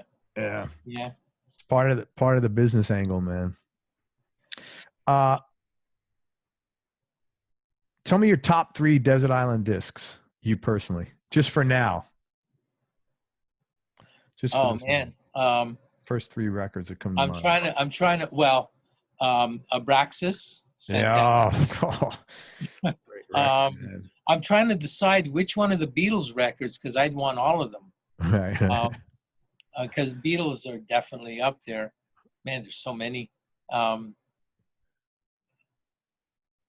don't know. You know, I never thought Sgt. Pepper was like the. I'm the same. One. I'm with you, man. I even like the what's the Hello Goodbye and all that other stuff. I love that. The White Album? No, not the White Album. It's the one right after Magical Mystery Tour. Yeah, right, Magical Mystery Tour. You know, and obviously it's, you know, there's wow, there's so many. I got to think of one recently. So let's say Beatles box hit.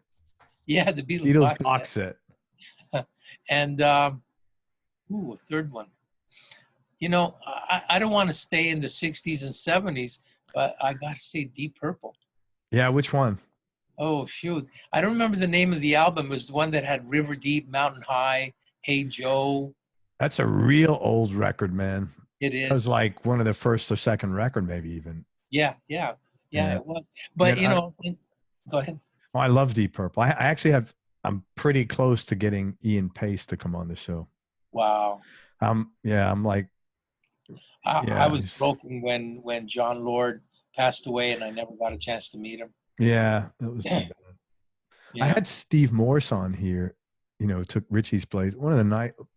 Honestly, one of the loveliest guys you'll ever meet. So soft spoke, just a kind, really kind human being. I always find when the musicians are great, they don't have the kind of ego, most of them, that you think actually they're more insecure than a normal person kind of a thing. So he's just, they're all great. He lives up here in like northern Florida. Does he really? Yeah, he lives kind of in a very rural area. Yeah, but just a lovely guy. Yeah. I'm trying to think of something new so I don't feel old all the time. Well, you know, I mean, I like some of the Bruno Mars stuff. There you go. I couldn't tell you one song by Bruno Mars. It's a shame. Well, that's the problem, because today it's all about the singles. Yeah, number 4 on. I like that 4th song on the 3rd record. I don't know the title of either, but I know that's the song I like. Yeah. Tell me the best decision you ever made. The best decision. God, I'm trying to think if going to Berkeley was the best decision, because it totally changed my life. But there were some good points about it, and you know, some bad points about it too. In like about family, because my kids didn't really know the grandparents and all that Italian family way and all that. But that kind of changed my life, you know. Yeah. Although I wanted to do it anyway, but I guess coming to LA. I give you credit, because when you are growing up in New York City, I know this, not from personal experience, when you are an immigrant and you have certain cultural expectations that they're not a question of should I, it's this is how we do things. Yeah. And you break that. I give you a lot of credit for that, because I'm sure there was a lot of, in your case, agita in having to, like, be yourself, and acclimatize to what the life you wanted. Yeah. So I give you credit for doing that. And I'm sure that it wasn't without like internal dialogue and struggle. Well, when you're in your 20s, you're stupid. You do anything without thinking, right? Yes, And that I was do the know. way to be able to do it. But I remember we packed everything we had, our worldly belongings, in the 12-foot Ryder truck that Right. we were driving out here.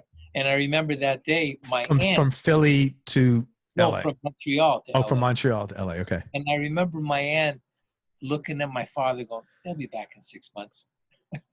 One of those kind of things. I'm going, oh, I got to show them now. Yeah. So, Well, good for you, man. I give you credit for doing it's that. tough. Yeah. It's I'm tough. sure. I don't, anybody that does those kind of moves, even a friend of mine just moved from here to Nashville, trying to break through. It's not easy. No, it's definitely not easy. Especially with the family. I did that twice. When you went to Berkeley? No, I did it from Montreal to here.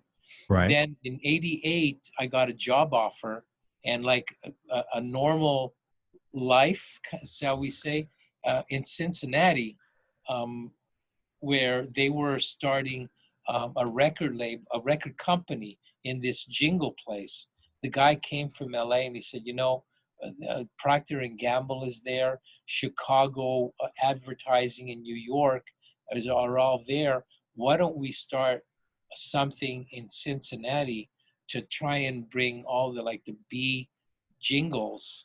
Sure. Instead of sending them out to LA or New York where it's really expensive.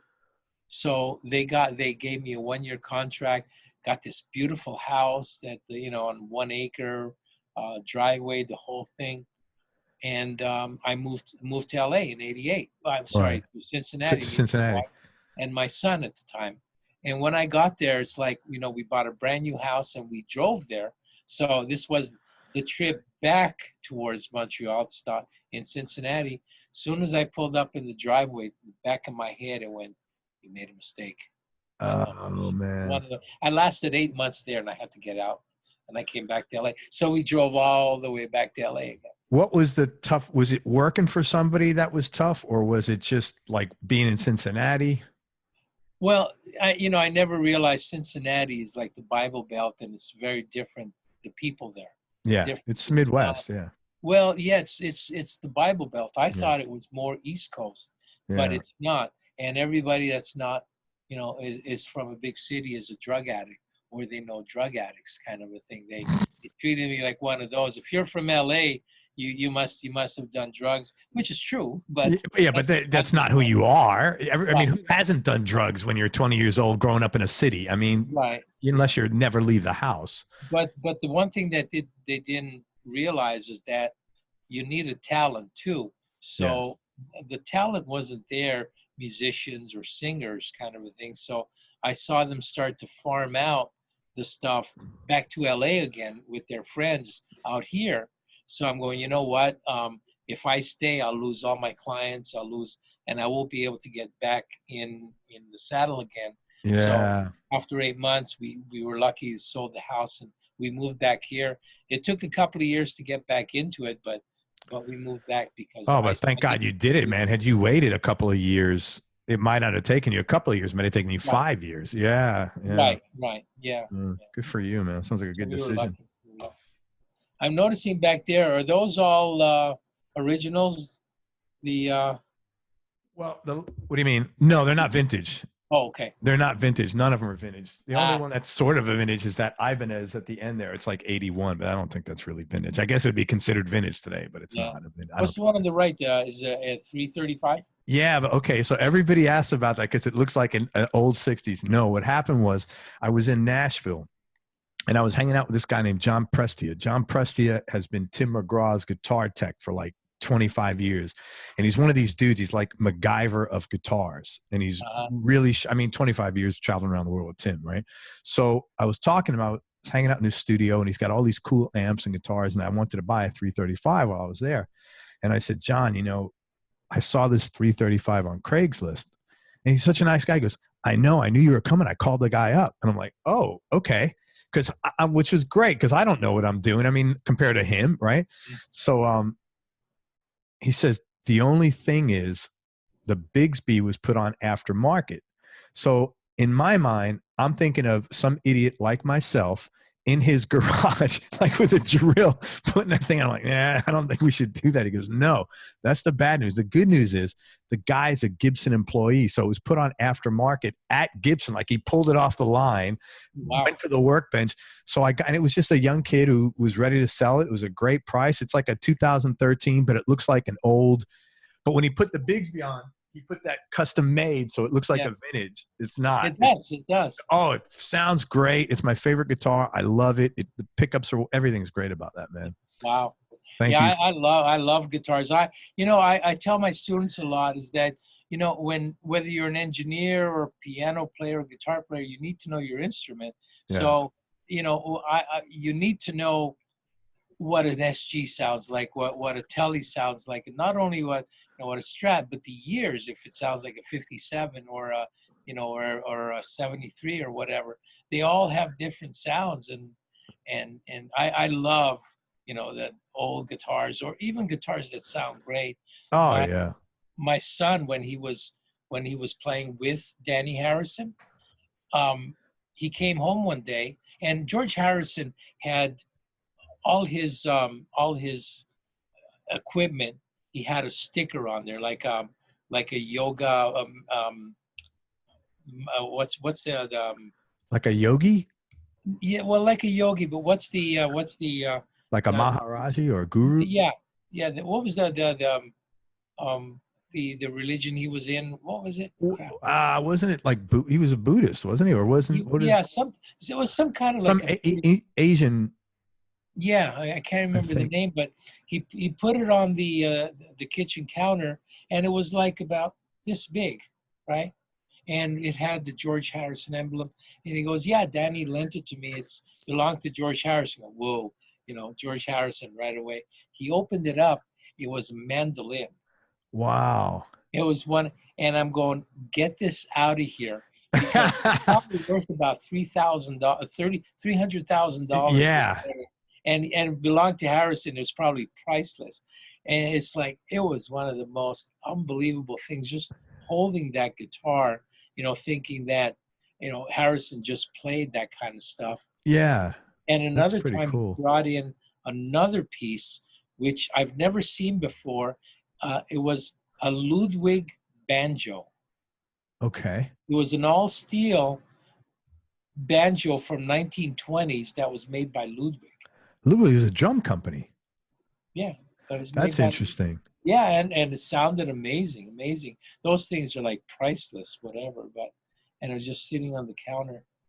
That is pretty wild. You open it up there, that's got to be different, especially you being such a Beatles fan. Well, that thing I would have loved to sound what it sounded like in the recording, but I didn't want to mess with it. Bring it into a studio or something like that. But so you've only musician-wise, you've only played keyboards. You don't play guitar. Right, I play keyboards, but I'm more of a fan of guitars than keyboards. Sure.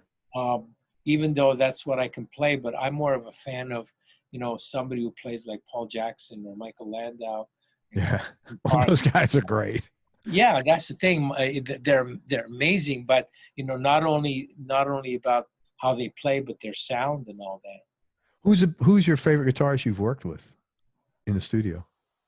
Well, it depends on the type of music. If it's that funky stuff, definitely Paul Jackson. Yeah. Dean Parks blew me away with his rhythm acoustic guitars. Michael Landau blew me away with his solo. Tim Pierce is amazing. Yeah. And I worked with Michael Thompson too. He does a lot more with effects. It's not just straight Michael Thompson. So he's very vibey. I had Paul on the show, and man, he got very emotional. I think his mom had passed a couple of years back, but he was still, and man, I almost started crying. It was like, it was not, maybe 3, 4, 5 months ago even. Wow. Yeah. They're very nice, very guy. Spiritual people. Yeah. Him, Abe Boreal, all those people. Yeah.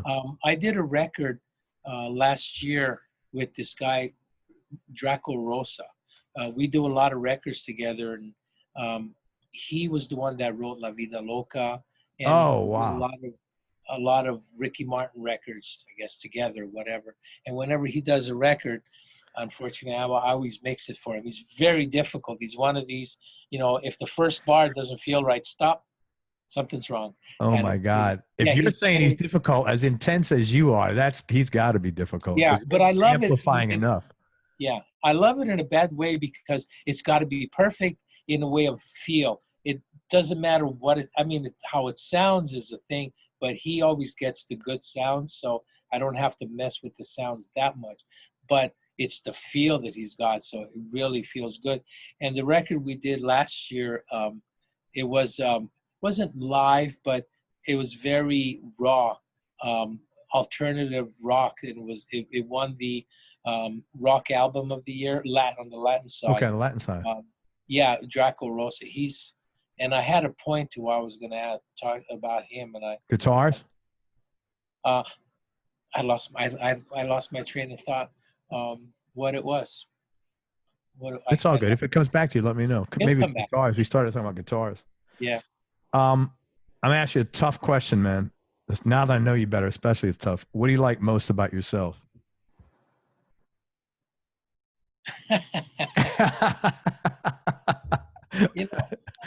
I can answer that really easily. Not too much.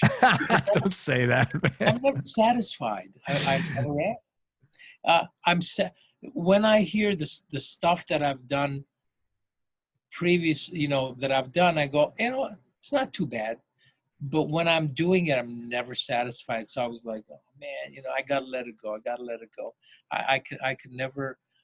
And I think it's a blessing and a curse. Yes, of course. Because the curse part is just like it kills me. But the blessing is it does make me work to where, to where I like it. I have to like it. And I think that's what, going back to Draco, not that that's what I was thinking about, but with him, it's all about feel. And that's what I like to do when we're mixing. It's about feel. It doesn't matter if the snare sounds like crap or the kick, or it's so long as it's part of the song, but it's got to feel right. That's music, man. Yeah, it has to feel right. Yeah. And today that's the problem, that a lot of stuff don't feel right. And that's what frustrates me, is trying to get the groove, and I'll do whatever it takes, to make it feel good to me, whether, whatever that is.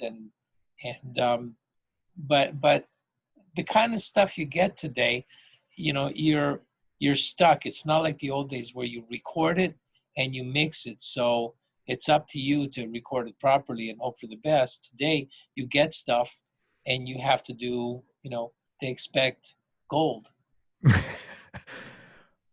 and it's hard. So I don't know. I like it, but I don't like it. I'm never satisfied. So maybe that's what is that liking or not liking? No, you didn't answer the question, man. I'm not letting you off the hook either. It doesn't even have to be music related. What do you like most about yourself? Well, I guess I'm very musical. I love listening to good music. Doesn't matter what it is, except opera. That's not really an answer, but I'm not going to ask you a third time. What else do I like about me? I'm Italian. You got to run for office. These guys, a politician, you ask them a question. So how do you feel about that proposal? Man, it was great outside last night. What are you talking about? What question are you answering? That was a good event last night. What? I don't think anybody's asked me that. That's a hard question. It is a hard question. It is a hard question. Do you know a guitar player out in LA called Adam Zimmern? No. Blonde hair guy. He's around my age. Funny ass guy, man. He's Ziggy Marley's guitar player, and he also does a lot of work in just different jam band funk space. I asked him that question one, and he had the best answer. He goes, "How can I answer that question when I have so much self-loathing?" That was the best answer. It was so funny the way he sees, and his delivery. He's just like a real funny guy. So, well, that's a good answer. Yeah, it was hilarious. It's the way it was timing and everything.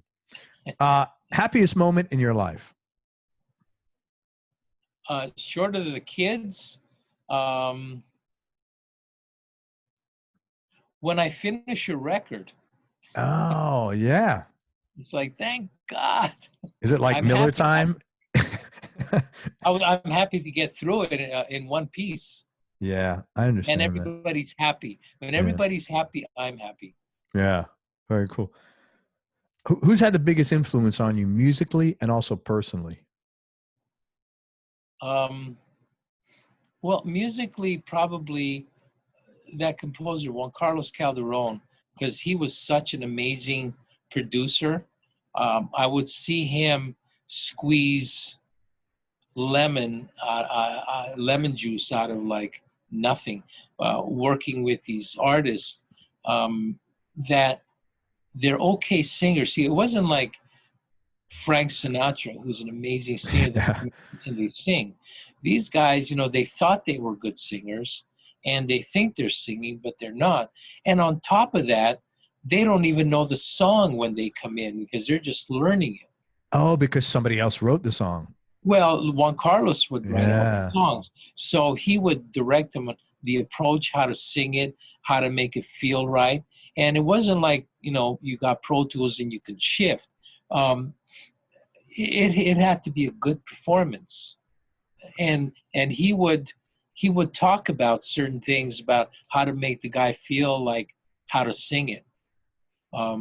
So that's and that's what I saw with him. What I saw with Quincy and a lot of these other great producers, or Quincy at least, what he would do from what I saw, because he worked with great players, he would let them do their thing. He would direct them, say, hey, well, you may be going a little out of what I'm thinking, the direction I want to go, but they were great players and they can come up with stuff.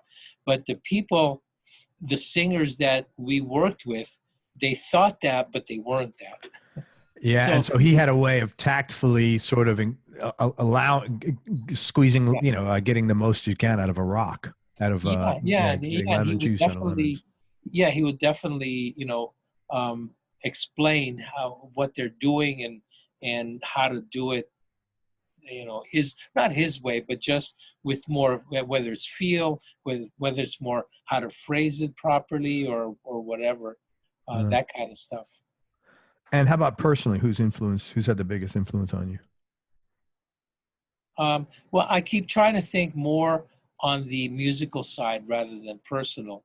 On the musical side, probably Don Hahn, who was my mentor. That was your mentor at A&M. Yeah, he taught me a lot, and there was a lot of things. He was one of these hardcore, everybody hated him because he was a New Yorker, tough guy, but inside he wasn't. He was a really nice guy that I loved, but everybody hated because he had a rough exterior.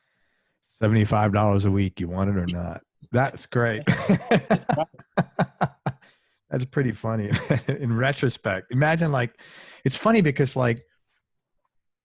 at big companies today, that wouldn't happen. Because there'd be something, first you have to sign away. Yeah. Any conversations we're going to have is confidential and you're not going to get your feelings hurt and you can't sue us if we don't, you know what I'm saying? It's just the world is different now. Yeah. A little bit. Well, and it's funny because that is more of a test in terms of whether you deserve to be hired. Yeah. Like today, it's a vetting process. He wanted to know what your commitment was to the position. Yeah. Right. Yeah. Now you have to work. It's a given as an intern for 6 months. Yeah. Then they figure out whether they'll hire you or not. Right. And it's just, not the same as, and everything you had to earn. Sure. For what you wanted. Look away. Oh, you're going to drink that water.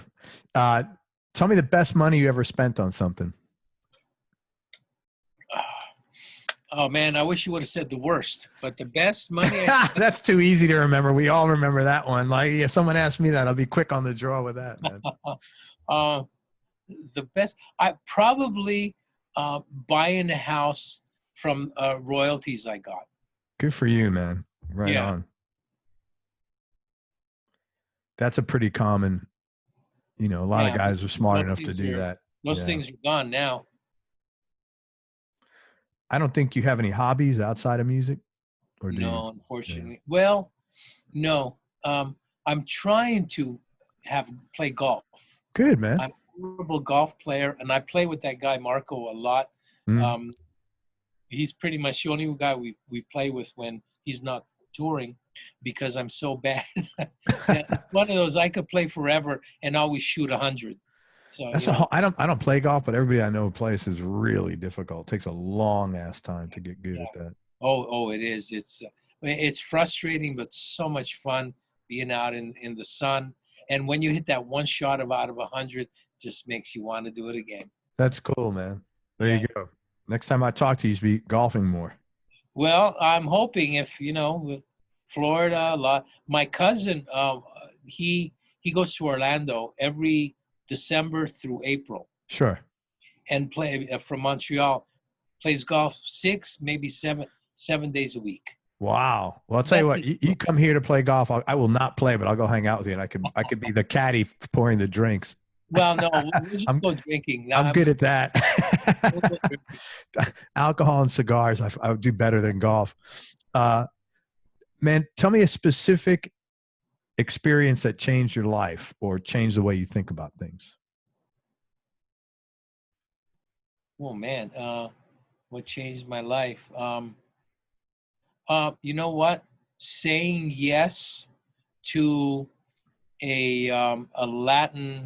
recording a Latin album, because nobody wanted to do it, and I said, you know what? I'll do it, and it turned out to be Maná, and that gave me my career. Yeah, man. That's great. Yeah. That's cool. You never know when you do something what it's going to end up. I know.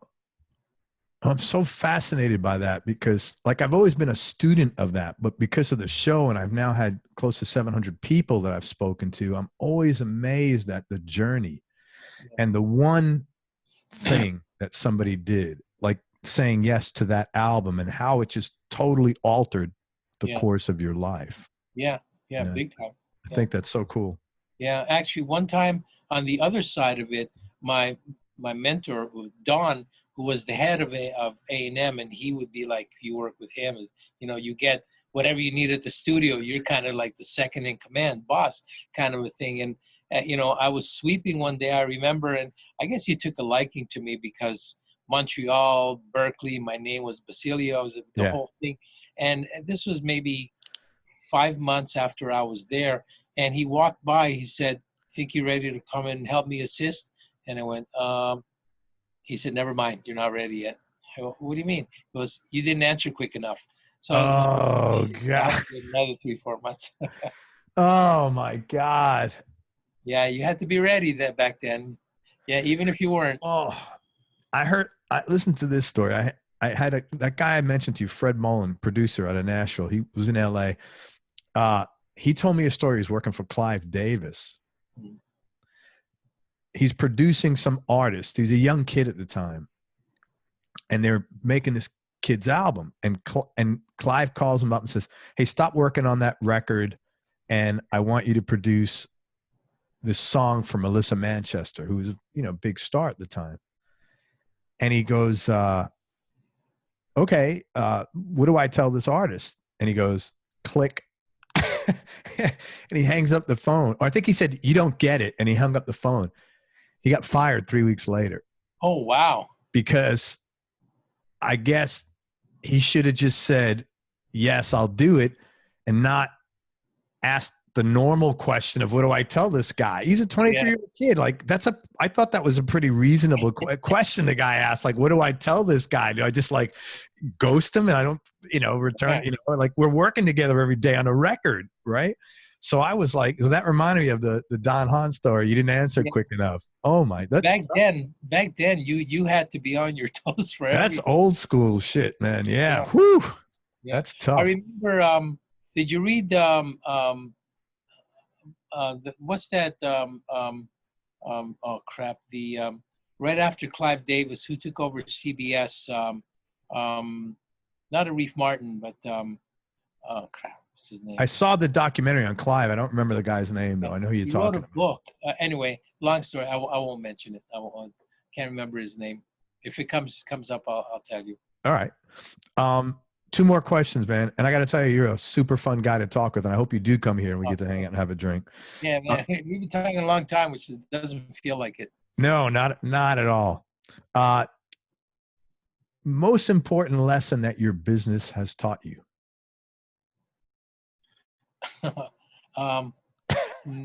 Never. Let's see. How do I put this? Never take anything for granted. Yeah. I guess, it was sometimes I would think I'd get this album project. And one time I went out and bought a car thinking, oh man, it's going to be cool. I need a new car, so I may as well get it now. 4 days later, I get a call. You know what? We decided to change our mind. You go, oh shit. So there's a lot of things that we take for granted, whatever this stuff, and you know what? It could turn around on a dime. Yeah, and that is the truth in everything, man. And Benny, last question. Biggest change in your personality over the last 10 years, and how much of that has been intentional and how much is a natural part of aging? Oh, that's easy. That finally gave me an easy one. I'm more mellow. I don't care as much. I still take it seriously, but I don't get it as anxiety ridden. And if somebody wants me to mix something, I'll go, look, I'll mix it, but I'm not going to mix it in 4 hours. Doesn't matter about the money. It's a matter about finishing up the product quality of it. And if it takes me 2 or 3 days, obviously we're not talking a month, but 2 or 3 days, then it takes me 2 or 3 days because it's got to be a quality product, whatever it is, and I can't do it in 4 hours. So if you're expecting a mix tonight or whatever, ain't gonna happen, and I'm gonna do it on my time, obviously, to a something that's not out of the ordinary, but I'll take my time on it in the sense that if I finish that night, I'm not stressed that crap, I got to finish it. I'll walk away in the next morning, come in fresh, and I'm able to, to keep working on it and to get a fresh approach in the morning and just not get the anxieties and the stress. So I mellowed out. Better self-care. That's important, man. Good for you. I'm happy for it. Man, it's really weird because if someone said to me, hey, listen, I want to do a really good job. It may take 2 or 3 days. I'd be like, fuck, that's the guy I want to, like, great. Who says that? A lot of times they'll, I don't know what they're thinking. Obviously the record company, they want it yesterday. So I don't like working with, I haven't worked with a label in a long time because I enjoy not working with a label because of that fact. They're more worried about the time than they are the actual product. Yeah, I'd be thrilled if someone said to me, hey, I need some time to process this and do a good, I mean. Yeah, well. That's a pretty good work ethic to me. I'd be like, wow, that guy's not just rushing to it. Great, man. Thank you. Where do we sign? Yeah, well, on the other side of it, that's why I can't do it for $50, but man, you get what you pay for.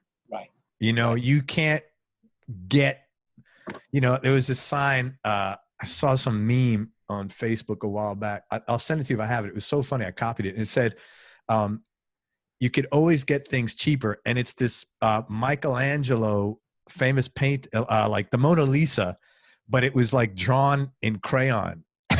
And it's like, you could always get things cheaper. It's the truth, man. In business, most of the time you do get what you pay for, man. And you can't get, quality product for shitty prices, man. Walmart's there for a reason.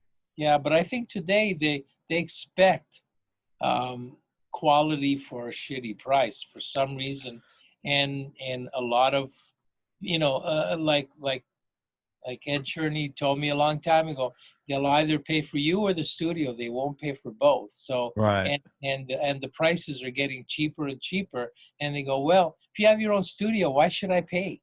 You're not paying anything for your studio. So they don't get it that if they call you up 3 days from now and go, can you do this? They don't realize it's a job. And because you're doing it from home, they realize you're doing it as a hobby, or you've got all the time in the world. I don't know.